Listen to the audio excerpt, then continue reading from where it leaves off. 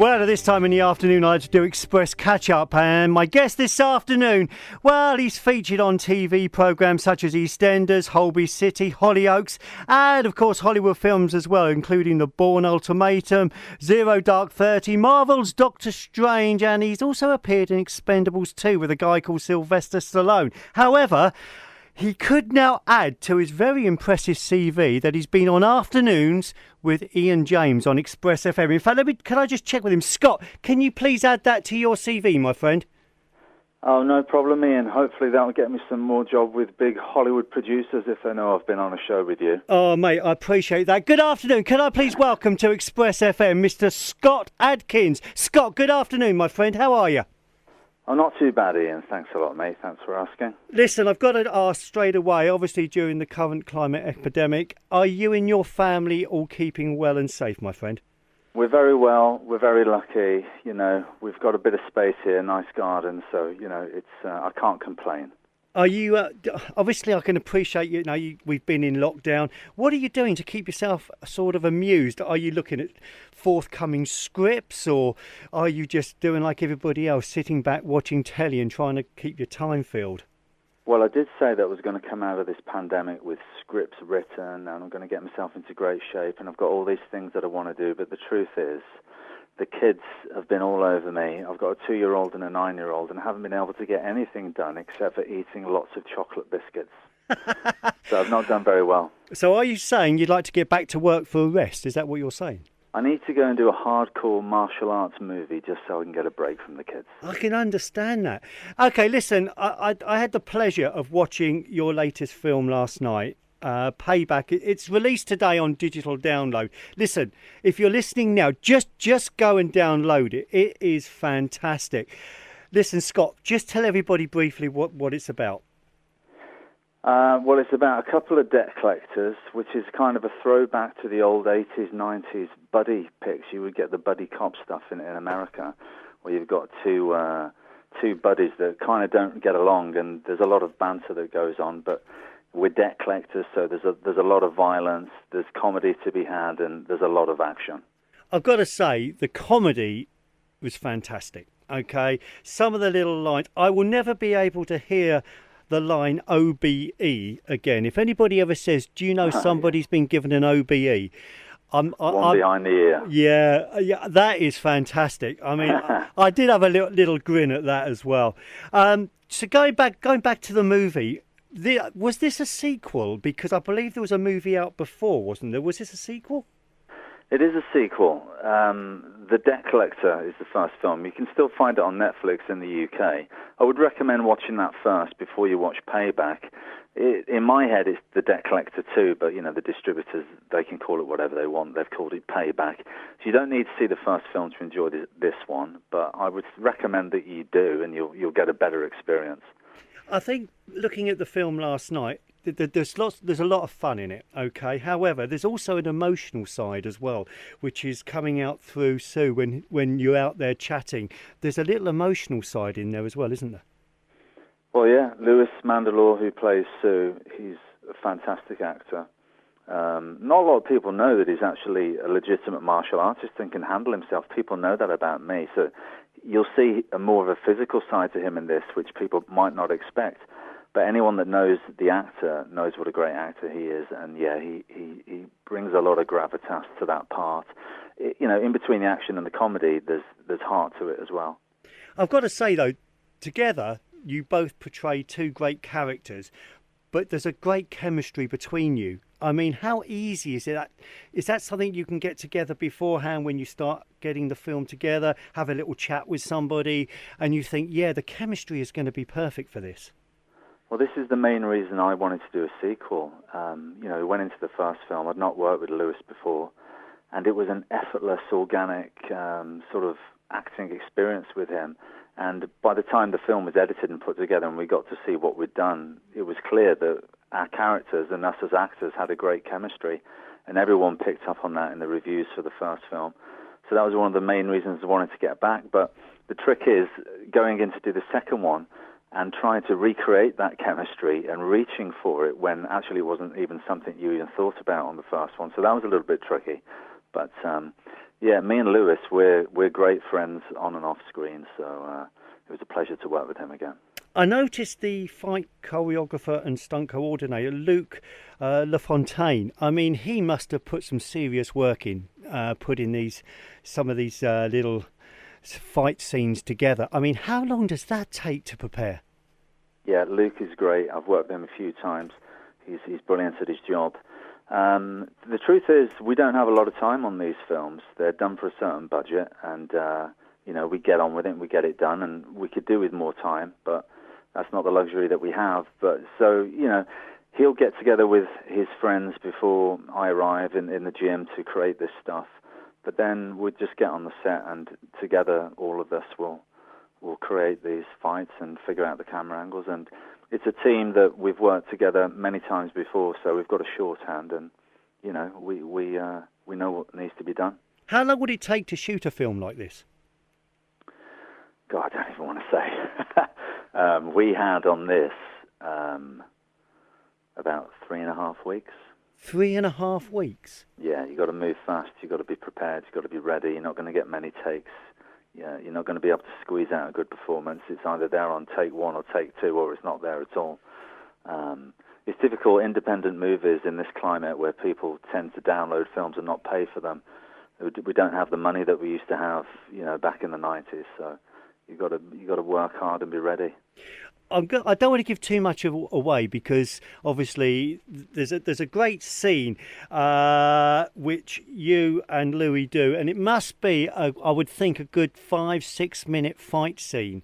That must have taken some preparation to do. If I said it was after the third collection, you would understand which scene I'm on about. Yeah, no, that's a great action scene. It was something that I wanted to put into the movie, because one of my all-time favourite fights is from a movie called They Live, which is a John Carpenter film from the 80s, brilliant film.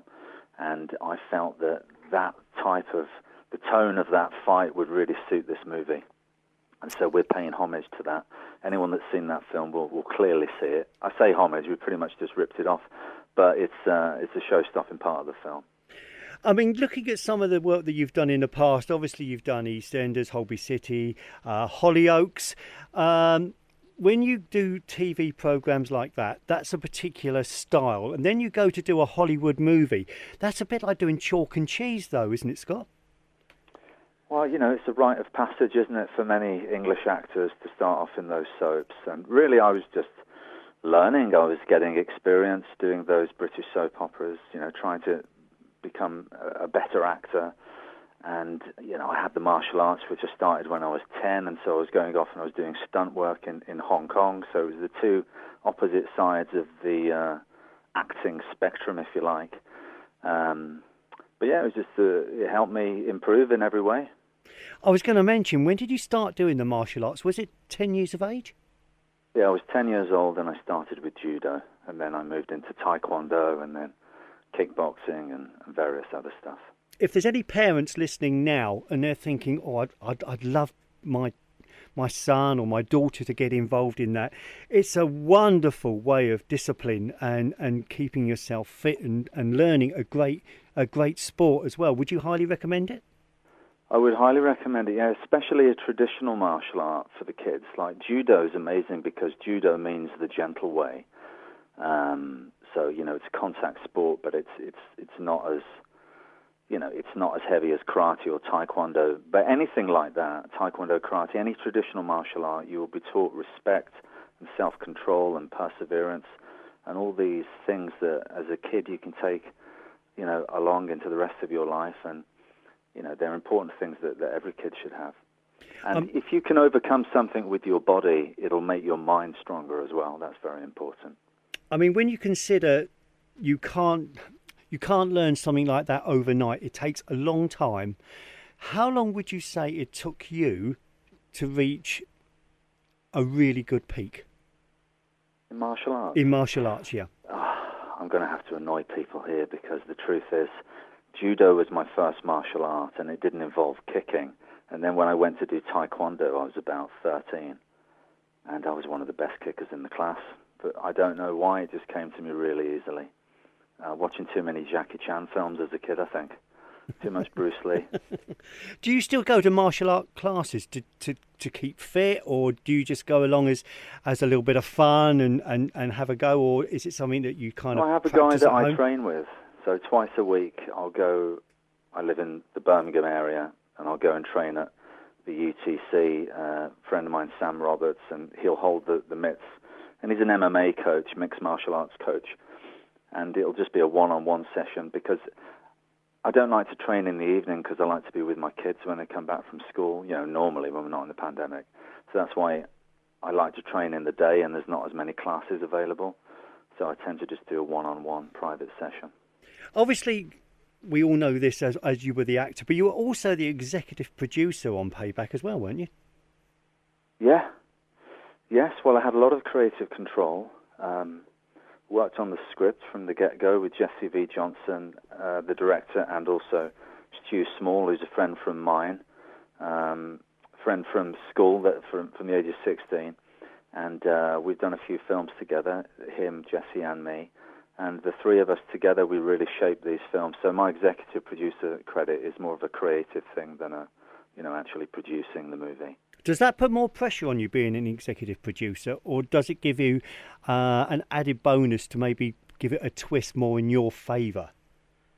Yeah, I want the pressure. I'd rather that if I make if there's a mistake in the movie, it's my fault.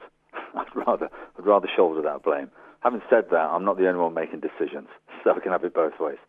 But no, I like to have more creative control. Obviously, being an actor, producer, screenwriter as well, have you got a particular favourite that you like the most, or do you like the mixture of them all? Oh, the writing is soul-destroying. I absolutely hate it, to be honest. I'm an ideas man. I'd rather have somebody else actually write it, and then I'll read that draft and then make my comments and make notes and have somebody else do what I tell them to do, because I just find staring at a blank page is awful. The acting is the most fun part. But actually, editing a movie and the post-production, putting the film together, that's very enjoyable. And that's something I've been able to be privy to lately. And that's a lot of fun. Looking at future work, I know that you've got bits and pieces in the pipeline. Legacy of Lies, I believe, is something that you've got coming up at some point. Yes, Legacy of Lies comes out in July. It's like an espionage thriller. I'm very proud of the film. It looks fantastic. And it's a really great story. It's an intriguing story. It's about this guy who's deep undercover as a spy, so much so that he marries the woman that he's, going undercover to investigate, and they have a kid together, and she ends up getting killed, and it's my character's fault. And so he brings up this daughter off the grid. She doesn't go to school. She's not able to live a normal life. But he holds this secret that he's never told her of why her mother died. He never told her that it was his fault, or actually maybe he actually did it. And that's the legacy of lies that we're talking about. Really interesting character stuff in there. So, yeah, it's fun. Going back, obviously, to Payback, I mean, that is released today on digital download. If anybody's listening and you're thinking, look, we've got the normal bit on TV tonight, you've got your Emmerdale and Coronation Street. Listen, forget it, okay?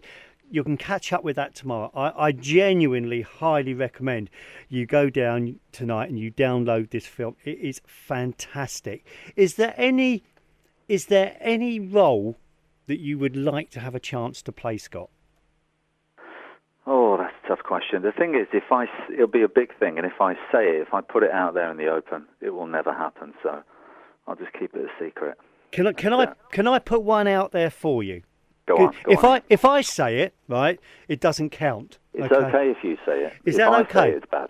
Okay. Well, I'm going to say. Right, I sat there last night and my wife and I, we watched this film, and my wife came out with the line of, he would make a good James Bond, wouldn't he? Oh, no comment. Okay. If you ever get asked to play that role, okay, just remember Ian James, Express FM 93.7, mentioned it first. Okay. And it was being on this show on this day that did it. Yes. Yeah. So I will remember. So if you get asked to bring in another actor that's cool, suave, sophisticated, debonair, I'll give you my phone number off air, okay? And give me a call, and I'm happy to come along and help you out, my friend. Is that okay? Let's just hope Barbara Broccoli's got your number, mate. Oh, That's what we really need. we speak all the time. Oh, me and Barb's. I tell you what, I can never get her off the phone, Scott. She's a fan of the show. Oh, she's listening all the time. Listen, thanks so much for joining me this afternoon. Can you send a goodwill message to the people of Portsmouth this afternoon, my friend? People of Portsmouth, go and watch Payback. Take your mind off all this craziness and just enjoy a good old-fashioned hardcore action movie. No CGI, real men beating up real people. Fantastic. I've got to ask you before you go. I wasn't going to ask this, but I'm going to. Was Sylvester Stallone really pleased to work with you, my friend? It must have made his day, wasn't it? Well, it made my day. You know, being asked to come into The Expendables, which is like the film that unites all the action stars. It was like a bit of a badge of honor, where he said, "Welcome to the club, kid. You've earned your stripes. Come and be in The Expendables." It was a great honor. I'm a huge fan of Stallone, always have been. And he told me I did a good job at the end of the movie, so that was nice. Yeah, definitely. Is he a nice guy off set? Does he mix with the crew? He's intense, to be honest. He's all about making the movie. You know, it's not all fun and games. He's an intense character, but I absolutely respect that. He's there to do a good job. He expects you to do a good job, and that's what it's all about for him. And that's the way it should be. I respect him for that. Fantastic. Scott, thank you so much for joining me this afternoon. We always finish the interview where we ask our guests to choose a piece of music that always makes them happy and puts them in a good mood. Tell everybody the choice you've made, my friend. Probably my favourite song by my favourite band, and, you know, I did grow up in the 90s, Oasis, What's the Story, Morning Glory. Scott, thank you so much indeed for joining me this afternoon, and can you please stay safe during this current situation, and hopefully we'll catch up and chat at some point in the future. Scott, you're a gentleman, my friend. Thank you for joining me. Thanks, Ian.